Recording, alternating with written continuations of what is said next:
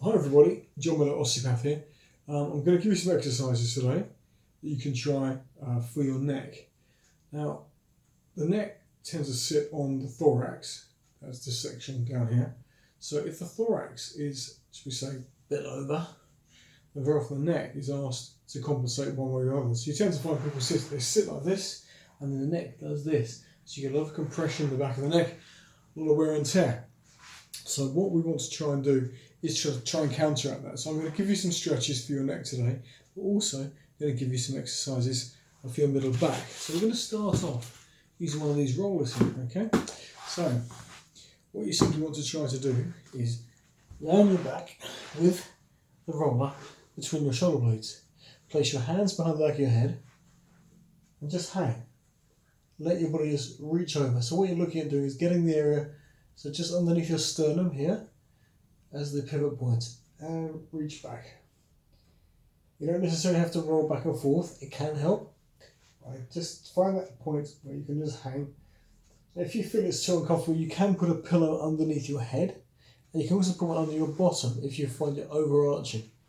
Ideally, you want to encourage as much arch through your middle spine as possible. And what you want to try with this now is holding your tummy in. Take deep breaths in to fill your ribcage full of air. As you breathe in, that's going to expand through the ribs here, and that's going to open everything up and ideally bring you to a more upright position. So try that first of all, just as a good warm up. So laying on your back, breathing deeply and stretching that mid back. Okay, now once you've loosened off your mid-thoracic spine, you want to try and work a little bit further up. So we're going to look at the trapezius muscles. Now the trapezius muscles go from this point here on the top of the shoulder, the acromion process, all the way up to the side of the neck and even on to the back of your head here.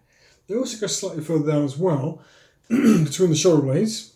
However, we're not too interested in that section at the moment. In fact, normally it's better to try to get the lower trapezius to contract to bring the shoulders down and back. But what we tend to find is that our shoulders end up around our ears because the upper fibres get too tight.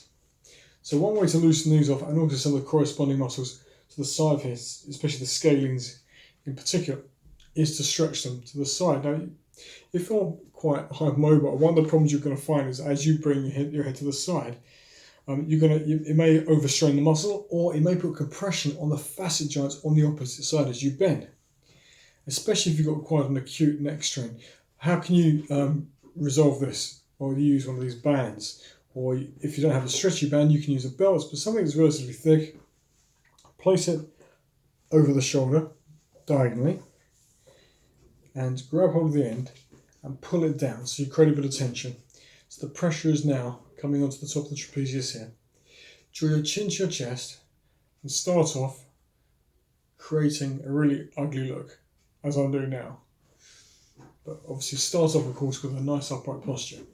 So chin to chest and release. Chin to chest and release. And as you do this, you're lengthening the spine the whole time. Of course, do it on both sides. In fact, this is my worst side, so this is the side I should be doing it on. There we go. So we get a nice upright posture. Lengthen the spine and then draw the chin to the chest. You're not looking at the floor, you are just drawing this back to lengthen the spine back. And you'll find it puts a lot of tension through here just from that alone. And once you've done that, say 5 to 10 times, then you can start to put some side bending on. So maintain the tension again. This time, chin to your chest and drop your head to the side, and all of a sudden you're going to feel the tension come on. As I said, if you do it without the band, just loosely, you'll find, we go quite a long way over. What tends to happen is, like I said before, you can overstrain some of the parts of the capsule joints on this, but you can compress the facet joints. So by doing this, you put that muscle on stretch early. So when you're bending, it kicks in sooner, so that it reduces the chance of joint damage. And you'll find that when you bring your head to the side, if you then draw your chin to your chest, it tightens it up even more. It's a lovely stretch to do. So I normally say to my clients, first of all, after you've done the middle back work, then move up to this trapezius area, start bringing the chin to the chest, lengthen the neck, and then introduce some side bending movements first of all. Once you've done that and you feel pretty comfortable, you can then introduce also flexion, extension, and rotation. In fact, you could do them in any order you like, in exactly the same way. So dropping the chin to your chest. It's quite easy, this one. Looking up at the ceiling, and you can feel the tension as you do that there.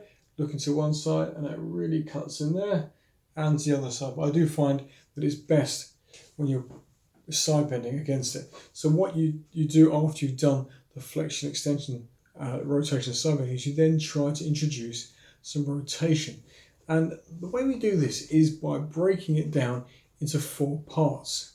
So you're going to try to do quarters instead. So to start ourselves off, breathing in to sit yourself up, breathe out and let the chin go to the chest. Then very carefully roll your head to the side. You'll then feel the tension kick in here. And like I said, it'll kick in earlier than if you're doing this without the band.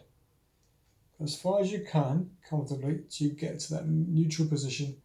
And feel the tension point at its greatest and hold it there. Take a few deep breaths in. Use the breath to calm your muscles in your neck, and then on the out breath, bring your head back to the middle again, to the center. Repeat that on the other side as well, and then go back around again one more time. So again, deep breath in to sit yourself up, breathe out, drop your chin to your chest, roll to the side, to the middle position, and then if you feel comfortable, go into extension. And if you want to, then you can come all the way into full extension in the center. Again, as before, a couple of deep breaths in and breathe out, and slowly, very slowly, bring yourself back round to the middle position. Repeat that on the other side. And then once you feel comfortable, then we can do a full 360-degree rotation. So one more time. Sit yourself up, deep breath in, breathe out, and drop the chin to the chest, roll to the side. Maybe around this point here you want to start breathing in, and breathe out, and keep going all the way around to the middle. And this time, continue. Breathe in and breathe out. At this point now, what's happening here is you're using this as a fulcrum point. So it's really digging in, and can encourage more movement on this side. And very carefully back to the middle position.